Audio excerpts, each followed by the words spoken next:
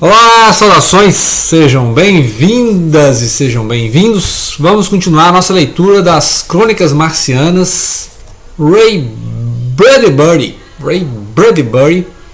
que também é autor do Fahrenheit 451 ou 451, né? Que é a queima dos livros. Tem referência aqui, né? O último conto que eu falar aqui, dessa parte, né? Porque nós vamos falar da colonização de Marte. Então, no primeiro vídeo nós falamos das expedições para o planeta vermelho.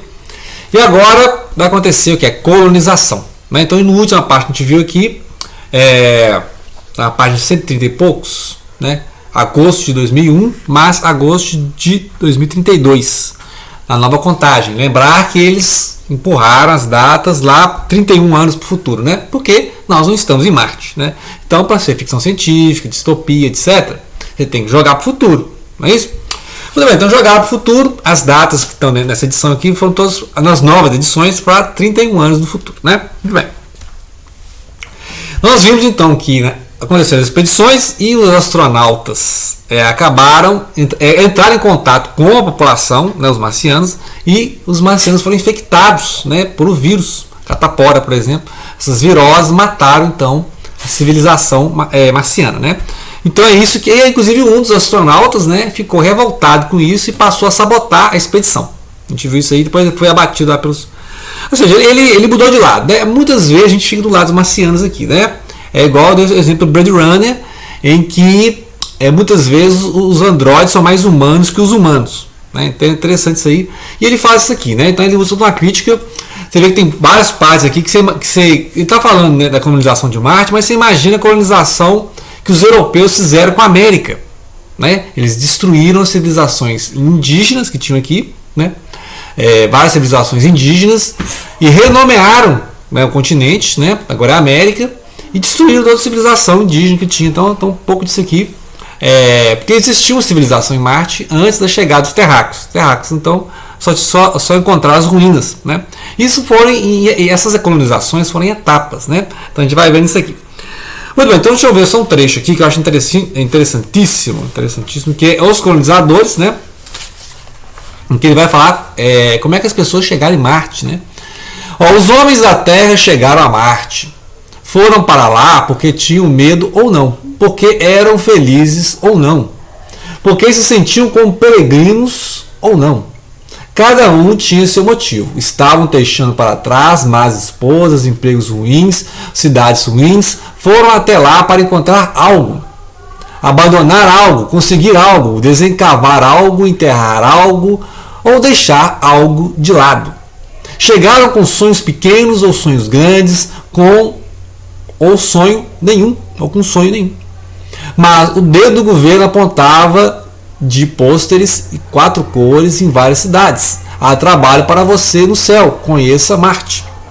E os homens se apressaram, apenas alguns poucos no começo, menos de meia centena, porque a maioria se sentia muito enjoada antes mesmo de um foguete subir no espaço. E essa doença se chamava solidão, porque quando viam sua cidade natal ficar do tamanho do punho, depois de um limão e então da cabeça de um alfinete, acabando por desaparecer no rastro do fogo, sentiam-se como se nunca tivessem nascido, se a cidade não existisse, se estivessem em lugar nenhum, rodeados pelo espaço, nada conhecido, só outros homens estranhos, né?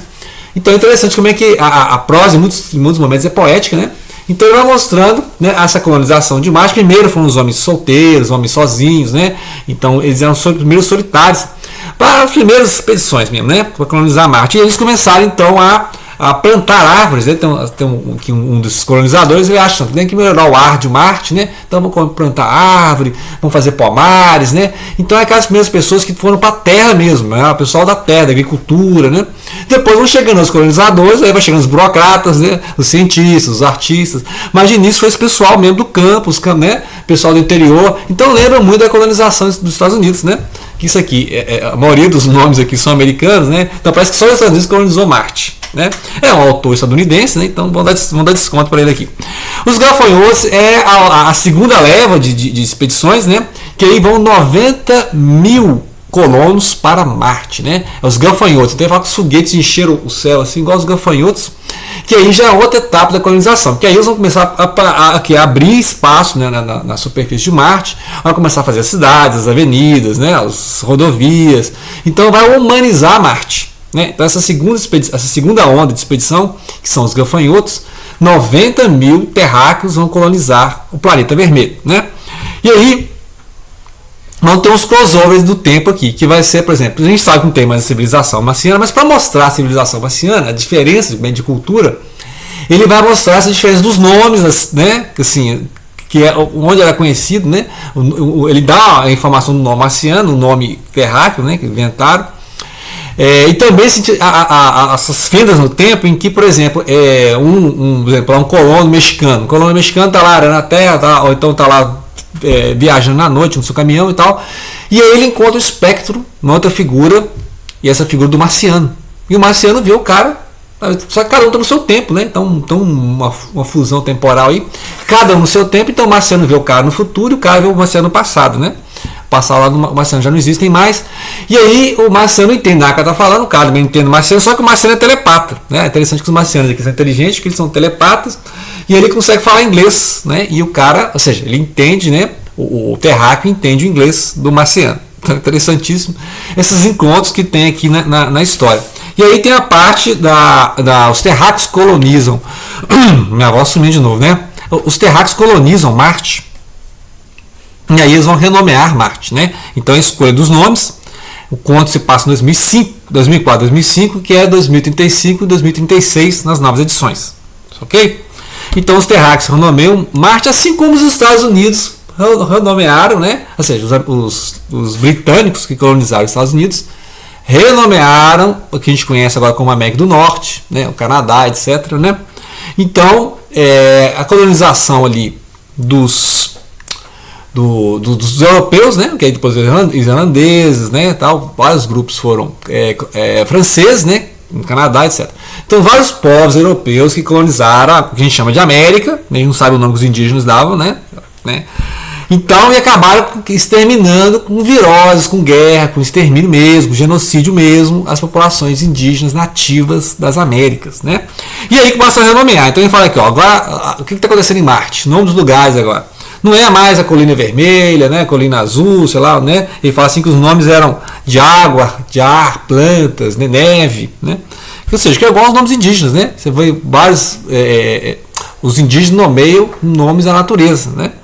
E aqui agora vai ser o Riacho Hinkstone, vai ser o Cabo Lustin, vai ser o Rio Black, vai ser a Floresta Driscoll, vai ser a Montanha Peregrine, vai ser a Colina Spender, a cidade Wilder, a cidade Nathaniel York, né? Então, depois vai surgir a cidade do ferro, a cidade do aço, a cidade do alumínio, a cidade do milho, Detroit 2, Nova York 2, Nova York. Então, ou seja, vai mostrando que ao longo do tempo a Marte vai virando outra terra, né? Igual a América em certo momento, né? Assim, de certo modo, a América é uma nova Europa, né? E várias cidades dos Estados Unidos são nomes de cidade de Nova York, e York tem lá na Inglaterra, né? Reino Unido. Então várias cidades, Nova Inglaterra, né? Que fica bem claro, né? Várias cidades são nomes europeus no continente americano, né? E transportaram a arquitetura, a arte, a língua, né? A forma de ser do europeu para a América, né? Até o estilo de roupa, né? Igual no Brasil, por exemplo, que nós temos um clima tropical e as pessoas usam roupas da Europa, sendo que a Europa é um país, geralmente é frio, né? É mais frio que aqui, então fica muito fica exótico, né? Você usar realmente uma moda europeia no Brasil, né? Claro que no inverno, né? Muito bem. Aí é interessante, por curiosidade, fui dar uma pesquisada em que várias armas dos Estados Unidos, né? United States e no Brasil usam nomes indígenas. Dá pra você ver que eles exterminaram os indígenas e agora as armas. Vocês já ouviram falar do míssil Tomahawk? Míssil Tomahawk é o míssil norte-americano, estadunidense, né, que é o nome da machadinha de guerra dos índios, né, a machadinha Tomahawk. E aí você tem vários helicópteros Apache, né, helicóptero Apache, que é também uma tribo, né, nativos indígenas lá na América do Norte.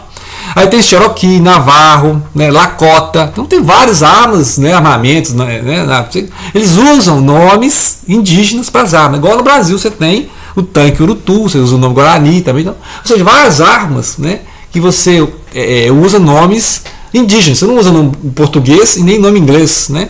Então você vê, os europeus, né, os ingleses, os portugueses, os espanhóis colonizaram a América e agora as suas armas são armas com nomes indígenas, né? Você vê coisa impressionante, como é que assim, tem palavras, né?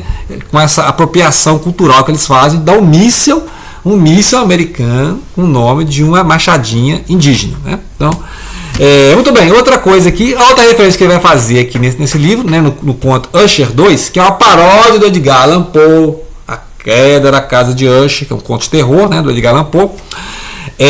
Lá meados do início do século XIX, e aí ele vai fazer uma paródia aqui, vai fazer uma referência à própria obra, que é o Fahrenheit, né? A Grande Queima, lembra da Grande Fogueira, a Grande Clima, em que não há mais livros, a literatura é banida. Leiam Fahrenheit 451, que é uma obra-prima também, do mesmo autor, né? Vou deixar aí no card. E aí a literatura é banida, né? Não querendo escritores, artistas, né? A literatura é coisa de comunistas, esquerdistas, petistas, né? Então eles baniram lá a literatura, essas coisas de liberal, né? Então, aí nós vamos conhecer a casa do senhor Stendhal. Ó, pra você ver que coisa, Stendhal, né? E o senhor Stendhal, nome do autor romântico, né? Romântico realista francês. E ele vai falar assim, não há mais livros do Edgar Allan Poe. Você me fala do Edgar Allan Poe? Nunca, vocês não conhecem, né? Não tem mais. Queimaram tudo, a Grande Queima, queimaram tudo, né?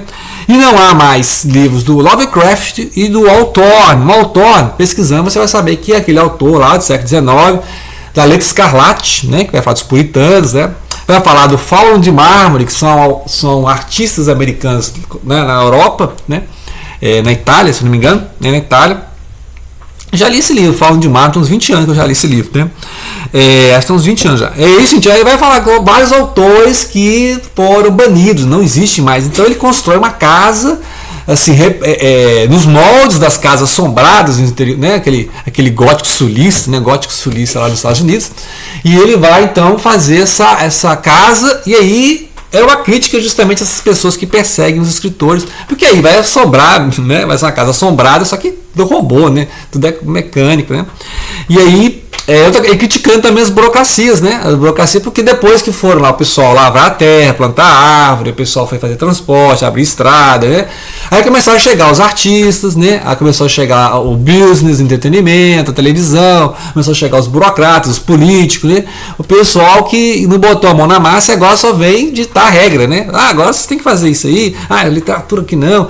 E aí, assim como os livros foram banidos na Terra, agora os terráqueos foram em Marte, não, vai ter livro aqui também não. Né? Então, esse escritor que foi para Marte para ter sossego para escrever, começa a dizer, então é assim, então ele faz uma casa aos moldes da casa de Usher, né? Que é uma casa assombrada, uma casa decadente, né? E aí tudo é mal assombrado. Então lê um conto assim, impagável, né? É impressionante a paródia que ele faz aqui. Ele sabe ser poético, sabe ser irônico. Ele sabe fazer as duas coisas, né? Então, fica a dica, depois vamos ver o final da história, que aí vai ter a colonização mesmo, né? Estabeleceu-se a colonização terráquea, só que aí o pessoal ficou na Terra e começou a fazer guerra, né? Aí a famosa guerra nuclear que todo mundo imaginava nos anos 80, né? E ele imaginava aqui nos anos 2000, né? Só que a guerra nuclear não teve, então estou jogando a guerra nuclear lá para 2030, né? 2036, vai jogando, né? 2050. Então, assim como o Blade Runner, né? Que vai, não se cumpriu as profecias lá, né? Estão jogando agora 2049 e tal. Então, fica aí, né? Tem mais um vídeo sobre as crônicas marcianas. Tem essa edição, né? Mas mantendo as datas, né? Antigas, mas as novas edições já são 31 anos no futuro e tal.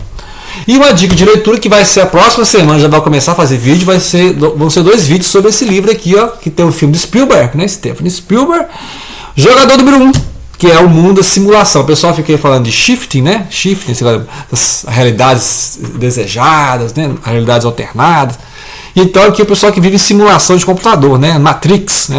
Matrix, que o pessoal fica ali o dia inteiro jogando, né? Os seus videogames. E então, vou falar, começar a semana que vem, que também estadunidense, né? Que tem um filme bacana, legal, muito legal, né? Assim, Spielberg e tal, referência aos anos 80. Mas tem que ler o livro, né? Aqui o canal sobre livros, né? Então, ver o filme e ler o livro, né? Ver o filme e ler o livro, né? Ok? Então, grato pela atenção e não deixem de ler e compartilhar.